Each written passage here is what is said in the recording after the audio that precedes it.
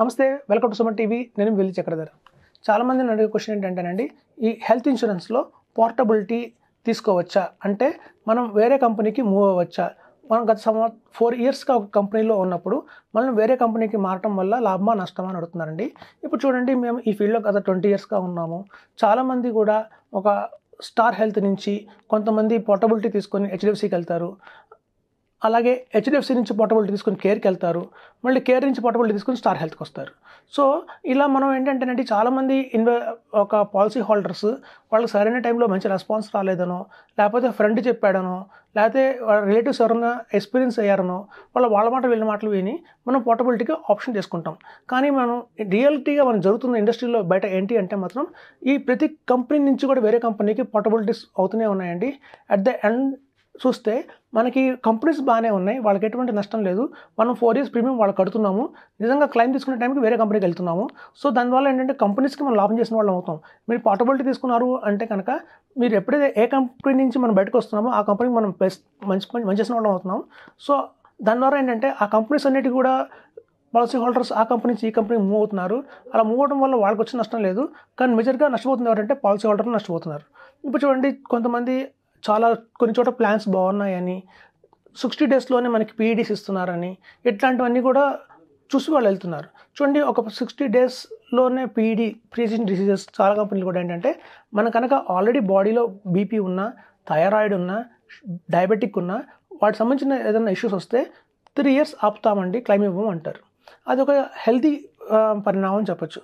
దానివల్ల ఏమవుతుందంటే చూడండి, పాపులేషన్ 2 రకాలుగా ఉంటాయి. ప్రతి ఇన్సూరెన్స్ కంపెనీలో కూడా ఏంటంటే ఒక పాపులేషన్ ఏమో క్లైమ్స్ తీసుకునే పాపులేషన్ ఉంటుంది, ఇంకో పాపులేషన్ ఏమో క్లైమ్స్ తీసుకునే పాపులేషన్ ఉంటుంది.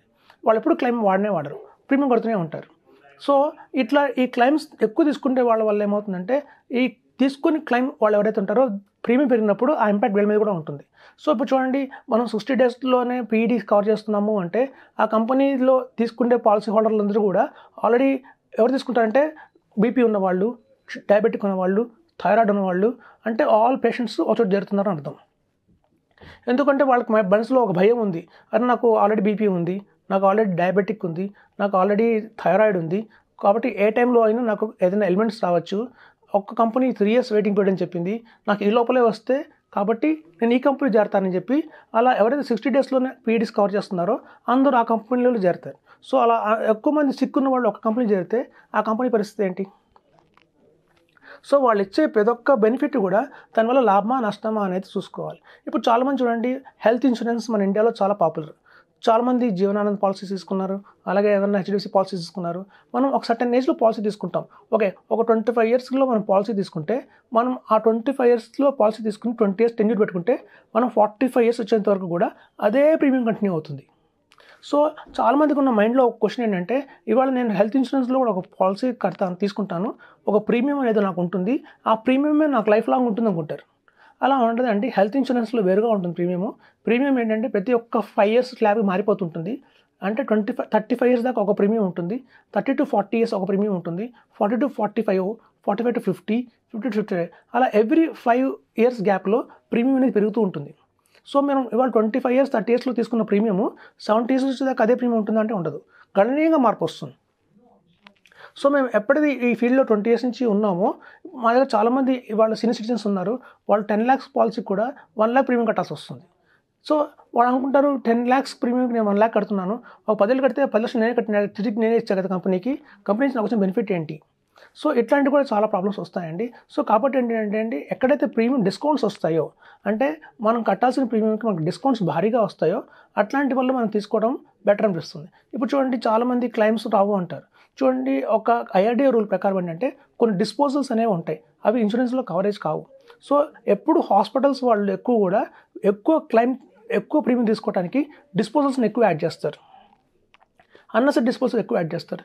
దానివల్ల ఏమవుతుందంటే మనకి ఇన్సూరెన్స్ నుంచి మనకు వచ్చే సమ్ ఇష్యూడ్లో ఏదైతే ఉంటుందో అందులో చాలా మటుకు డిఫరెన్స్ ఇచ్చి 80% మాత్రమే మనకి ఇన్సూరెన్స్ కవరేజ్ వస్తుంది, రిమైనింగ్ 20% మన పాకెట్ నుంచి పెట్టుకోవాల్సి వస్తుంది. ఇది నేను చాలా కంపెనీస్ నుంచి నేను ఈ ప్రాబ్లమ్ విన్నానండి, డిస్పోజల్స్ కవర్ కావు అని చెప్పి. సో కొన్ని కంపెనీస్ ఏం చేస్తున్నాయంటే ఎక్స్ట్రా ప్రీమియం కలెక్ట్ చేసి ఆ డిస్పోజల్స్ కూడా మేము కవర్ చేస్తాము అంటున్నారు. కానీ అలా ఎక్స్ట్రా ప్రీమియం కట్టుకుంటూ పోతే మనం జేబులోంచి మనం డబ్బులు ఎక్కువ ఖర్చు పెట్టుకుంటున్నాం తప్ప అది మనకి నిజంగా మనం సర్వ్ అవుతుందా అంటే మటుకు సర్వ్ కాదు. ఎందుకు అంటే అది వచ్చే ఏదైతే క్లెయిమ్ ఉంటుందో 3 ఇయర్స్ తర్వాత 4 ఇయర్స్ దాకా వస్తుంది. ఆ వచ్చిన 4 ఇయర్స్ తర్వాత వచ్చే ప్రీమియంకి మనం ఇప్పటి నుంచి ఎక్కువ ప్రీమియం కడుతున్నాం. ఇప్పుడు చూడండి, ఒక కర్టెన్ ఉందనుకోండి, ఒకటే క్లాత్తో కర్టెన్ చేస్తే 3 మీటర్స్ పడుతుంది. అదే మనం ముక్కలు వేసి కర్టెన్ తయారు చేస్తే 4 మీటర్స్ పడుతుంది. సో ఈ రైడర్స్ కూడా అలాంటిదేనండి. చాలామంది రైడర్ అని చెప్పి ప్రీమియం పెంచుతారు. అది చూడండి, మీరు లైఫ్ ఇన్సూరెన్స్ పాలసీ కావచ్చు, హెల్త్ ఇన్సూరెన్స్ పాలసీ కావచ్చు, అన్నెసరీ రైడర్స్ వాళ్ళు యాడ్ చేయడం వల్ల ఏమవుతుందంటే అనవసరంగా భారీ నష్టం, ప్రీమియం ఎక్కువ పెరిగి పాలసీ హోల్డర్కే వస్తుంది తప్ప కంపెనీ మొత్తం లాభంలోనే ఉంటుంది.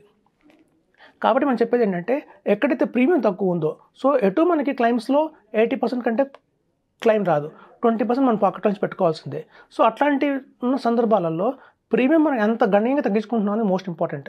ఇప్పుడు చూడండి, కొన్ని కోపేమెంట్స్ ఎలా వస్తాయంటే 50,000 రూపీస్ మనం కనుక పాకెట్ నుంచి పెట్టుకుంటే, వచ్చిన ఫస్ట్ ఇయర్లో ఒక క్లైమ్ కనుక 50,000 రూపీస్ కోపేమెంట్ మనం చేసుకుంటే గణనీయంగా మనం కట్టాల్సిన 40,000 ప్రీమియం కాస్త 20,000 అయిపోతుంది. సో ఫ్యూచర్లో మనకి ఎప్పుడైతే 50 ఇయర్స్ వచ్చాయో ఆ రోజు మనం కట్టాల్సిన 60,000 ప్రీమియంకి మనం 30,000 కడతాం. సో అలా గణనీయంగా మనకి డిస్కౌంట్స్ వచ్చే పాలసీస్ తీసుకుంటే వల్ల ఏమవుతుందంటే టిల్ 100 ఇయర్స్ దాకా కూడా మనం అటు పాలసీ కంటిన్యూ చేయాల్సిందే. సో అట్లాంటి టైంలో మనకి ఎవ్రీ ఇయర్ డిస్కౌంట్స్ వస్తుంటే ప్రీమియమ్స్లో మనకు కొంచెం కొద్దిగా మనం సేవ్ చేసుకునే వాళ్ళం అవుతాం. ఆ మిగిల్చుకునే అమౌంట్ని ఎక్కడైనా మంచి ఎస్ఐపి కానీ మ్యూచువల్ ఫండ్స్ కానీ ఇన్వెస్ట్మెంట్ చేసుకుంటే మనకి భారీగా లాభాలు అయితే వస్తాయి.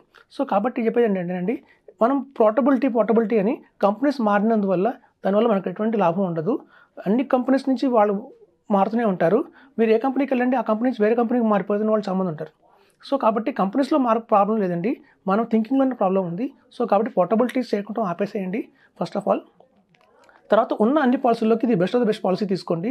ఎక్కడైతే మనం ప్రీమియం తక్కువ కడుతున్నామో, తక్కువ ప్రీమియం కట్టాలి, ఎక్కువ కవరేజ్ రావాలి. సో అది ఆ కాన్సెప్ట్ని పెట్టుకోండి. దానివల్ల మీకు మంచి లాభం అయితే ఉంటుందని చెప్తున్నాను. Thank you.